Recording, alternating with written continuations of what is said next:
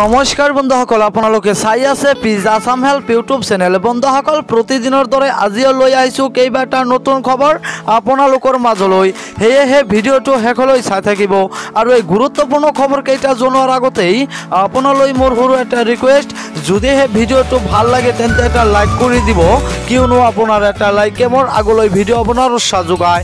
আৰু এনেকুৱা ধৰণৰ নতুন নতুন ভিডিঅ' পাবলৈ চেনেলটো ছাবস্ক্ৰাইব কৰি কাষত থকা বেল আইকনটো প্ৰেছ কৰি ৰাখক, যাতে যেতিয়াই মই যিবোৰ ভিডিঅ' আপলোড কৰিম তাৰ নটিফিকেশ্যনসমূহ সকলোতকৈ আগত আপোনাৰ মোবাইলত যায়। ইয়াৰ প্ৰথম খবৰটো হৈছে শুক্ৰবাৰৰ পৰা সলনি হ'ল SBIৰ ATMৰ পৰা ধন উলিওৱাৰ পদ্ধতি। হয় বন্ধুসকল, আপোনালোকে ঠিকেই শুনিবলৈ পাইছে। ভাৰতীয় ষ্টেট বেংকে ATMৰ পৰা ধন উলিওৱাৰ ক্ষেত্ৰত অৱলম্বন কৰিছে নতুন নীতি।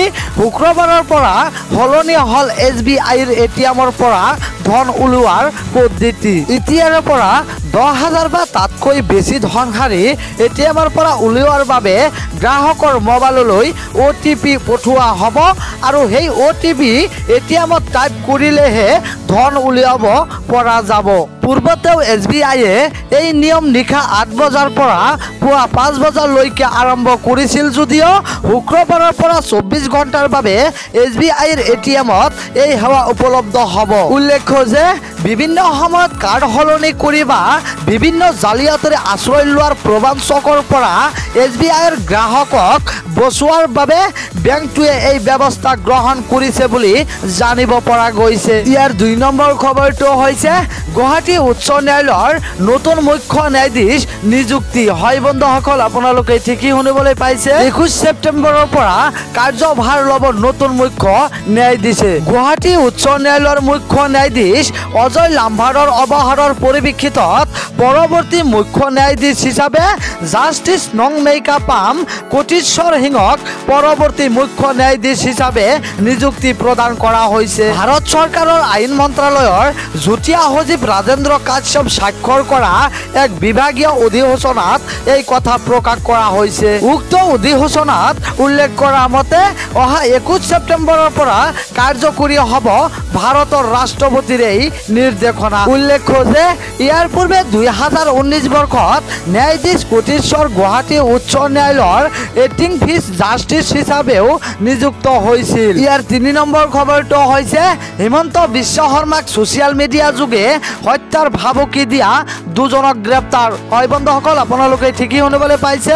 হাজোৰ তাপাপুৰীত আত্মগোপন কৰি থকা অৱস্থাত গ্ৰেপ্তাৰ কৰে 2 যুৱকক। মন্ত্ৰী ডক্টৰ হিমন্ত বিশ্ব শৰ্মাক ফেচবুকত হত্যাৰ ভাবুকি দিয়া 2 যুৱক হাজোৰ আৰক্ষীৰ জালত। আখতাৰ আলী আৰু ৰমজান আলীক গ্ৰেপ্তাৰ কৰিছে হাজো আৰক্ষীয়ে।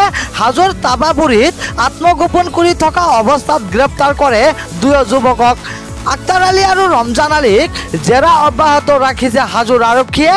উল্লেখ্য যে হত্যাৰ ভাবুকিৰ পিছতে উত্তৰ হাজো আৰু হাজো মণ্ডল বিজেপিয়ে হাজোৰ থানাত ঘটনা সন্দৰ্ভত দাখিল কৰিছে এজাহাৰ। ইয়াৰ 4 নম্বৰ খবৰটো হৈছে নতুন নিয়ম।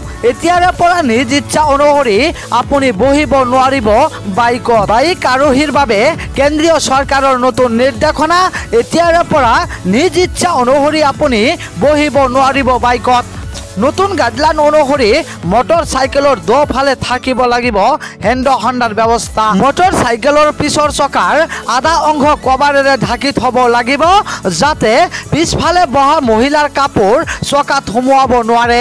মটৰ চাইকেল চকাত লগাব লাগিব কণ্টেইনাৰ। এই কণ্টেইনাৰ 500 মিমি দীঘল, 510 মিমি বহল আৰু 500 মিমিতকৈ ওখ হ'ব লাগিব। বাইকত থাকিব লাগিব টায়াৰ প্ৰেছাৰ মনিটৰিং ছিষ্টেম, যাৰ জৰিয়তে চকাৰ পাম্প সন্দৰ্ভত জানিব পাৰিব আৰক্ষীয়ে। ভিডিঅ'টো শেষলৈ চোৱাৰ বাবে আপোনাক অশেষ ধন্যবাদ। Please subscribe my YouTube channel.